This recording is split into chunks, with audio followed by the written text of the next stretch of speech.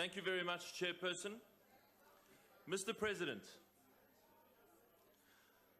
last week I had the pleasure of meeting Mr. Sibusiso Mapatiana, an inspiring black entrepreneur in Ekurhuleni, who has built his business from nothing, but who stood in front of me, Mr. President, shaking with emotion and fury, telling me about how his business is on the brink of collapse.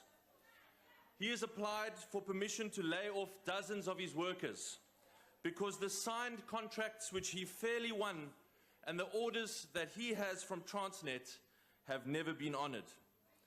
He told of the pain of having to explain face to face to these workers why he could not afford to keep them on. His office is decorated with South African flags, a real patriot and a champion that we should be nurturing and supporting. In his own words, Mr. President, he cut right to the heart of why your notion of radical economic transformation using the might of the state is nothing but a sham. Listen to what he said. The government is supposed to be supporting an entrepreneur like me, but the government is destroying me. In this one crucial respect, the ANC is carrying on a long and damaging tradition in South Africa. It is governing on behalf of some of the people and excluding others. While the ANC tries to tell us that it is governing on behalf of the poor, the reality is that the ANC governs on behalf of the party, not the people and not the poor. This is the story of the commitment to radical economic transformation. It is the work of a con artist, a sleight of hand, designed to deceive the public into thinking that you care about them. But the truth is this: radical economic transformation is nothing but a code word for radical corruption.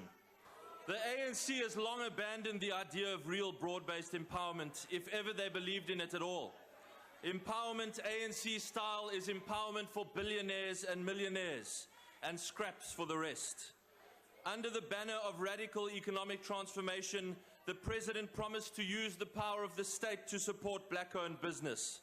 But consider this: Eskom is used to funnel coal contracts to the Guptas and Zuma family members, even if it means the country must go without power. Radical land redistribution is code for giving farms to ANC ministers and cronies, not for creating black agricultural entrepreneurs. Black economic empowerment is a tool for massive empowerment deals for a connected few, not for actually turning workers into part owners of their businesses. The mining charter is not about improving the living conditions and working conditions of mine workers.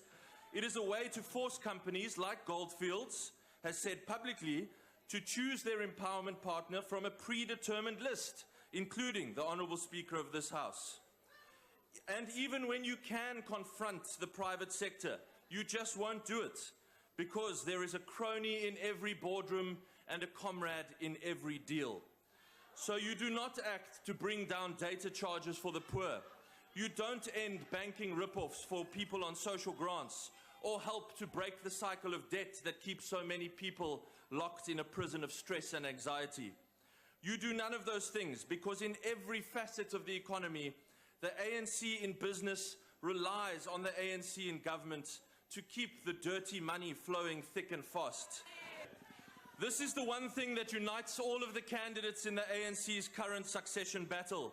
Whether it's Mr. Ramaphosa you're supporting or Mrs. Mbete, they may not be speaking to one another now, but they've all shared in the empowerment feast and filled their pockets along the way. And no matter which one of them wins, the feast will continue. It's just about who gets to sit at the top of the table. The ANC first, the people last. On the 20th of January, your government, Mr. President, quietly published new procurement regulations which completely abandon all previous broad-based empowerment policy.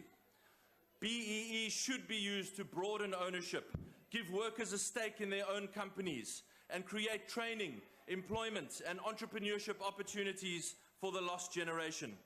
But now, finally, the fig leaf has fallen.